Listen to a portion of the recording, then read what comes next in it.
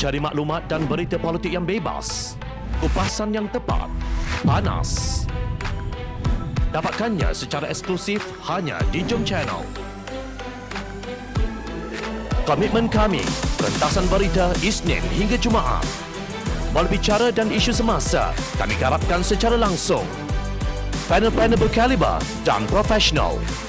Interaktif, pandangan anda kami raikan. Jangan lupa bersama kami di setiap hujung minggu dalam edisi khas mingguan.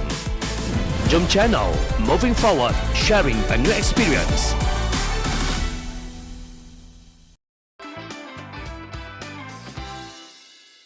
Perlukah SKMM meminta Twitter padam kritikan terhadap kerajaan? Nampaknya Suruhanjaya Komunikasi dan Multimedia Malaysia SKMM meminta Twitter membuang ciapan yang mengkritik cara kerajaan menangani banjir pada hujung minggu lalu.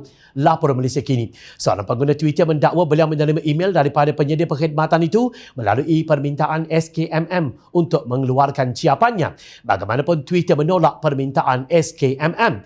Demi kepentingan ketelusan, kami menulis untuk memaklumkan anda bahawa Twitter telah menerima permintaan daripada SKMM berhubung akaun Twitter anda yang didakwa kandungannya melanggar Undang-Undang Malaysia. Kami tidak mengambil sebarang tindakan ke atas kandungan yang dilaporkan buat masa ini berikutan permintaan ini, kata email dari Twitter yang dikongsi oleh pengguna berkenaan yang menggunakan akaun @badboy2662 di Petik Malaysia Kini.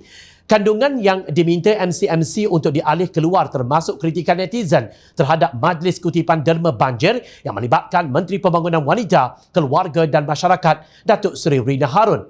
SKMM juga didakwa meminta dinyahkan ciapan yang mengkritik Menteri Pembangunan Usahawan dan Koperasi Tan Sri Noh Omar berhubung kenyataannya mengenai kelayakan mangsa banjir untuk menuntut bantuan kerajaan.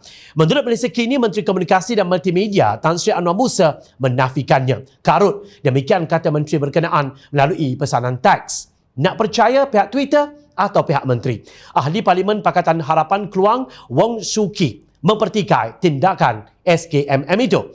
Adakah kerajaan yang diberi markah 90% oleh Perdana Menteri tidak boleh dikritik oleh warganet sekarang? Soalnya, menurut beliau permintaan SKMM itu hanya untuk menimbulkan persoalan sama ada kerajaan yang memerintah sekarang takut pada pandangan yang berbeza.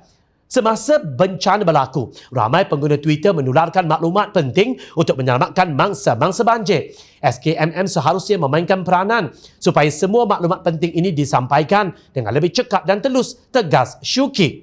Sebaliknya, menurut Suu-Ki, SKMM hanya menapis kritikan sahaja. Ini adalah satu perkembangan yang amat dikesali, katanya, dalam satu kenyataan. Sementara SKMM sibuk menyelamatkan kesipuan pemimpin kerajaan tebuk atap 2.0, pemimpin Pakatan Harapan terus menggunakan media sosial untuk menyampaikan berita baik kepada rakyat. Berbeza dengan Noh Omar, Pengarah Komunikasi Amanah Nasional Khalid Abdul Samad berkata, Pakatan Harapan memudahkan kaedah bagaimana bantuan dana kepada bangsa banjir disalurkan.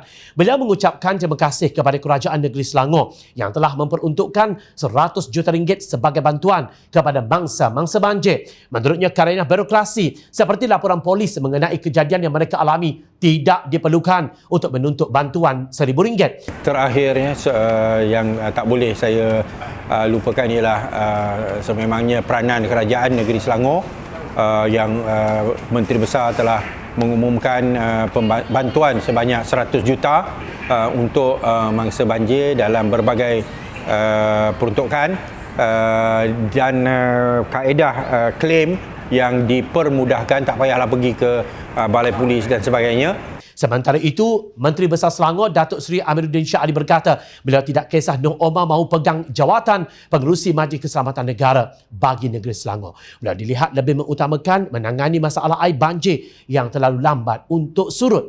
Dalam hubungan ini, Jom Channel ingin menarik perhatian SKMM kepada kenyataan Suruhanjaya Hak Asasi Manusia Malaysia Suhakam pada 20 Februari 2021 yang lalu. Suhakam menegaskan media adalah alat penting yang menyumbang kepada kesedaran dan perlindungan hak asasi manusia yang lebih baik melalui pelaporan mengenai keadaan hak asasi manusia dalam negara. Menurut Suhakam, suatu persekitaran yang membolehkan media berfungsi secara berkesan harus diwujudkan bagi memenuhi kepentingan orang ramai. Akses sama rata kepada maklumat, jaminan kebebasan media dan kewartawanan yang bertanggungjawab menggambarkan komitmen Malaysia untuk mempromosi dan melindungi hak orang ramai kepada kebebasan memberi pendapat dan bersuara. Ini termasuk kebebasan mengeluarkan pendapat tanpa gangguan serta hak untuk mendapatkan, menerima dan menyampaikan maklumat dan buah fikiran melalui apa jua saluran tanpa mengira sempadan, katanya. Justru kerajaan dan SKMM diingatkan bahawa kebebasan bersuara dan mengeluarkan pendapat adalah hak yang dijamin di bawah Perlembagaan Malaysia. Kerajaan tidak boleh suka-suka menyekat hak rakyat untuk menyuarakan pendapat walaupun tidak sealiran dengan pemikiran parti politik yang memerintah. Cubaan untuk melenyapkan suara rakyat hanya akan menambah kebencian rakyat kepada kerajaan. Tanpa rakyat, tiadalah kerajaan. Ingat, rakyat memerhati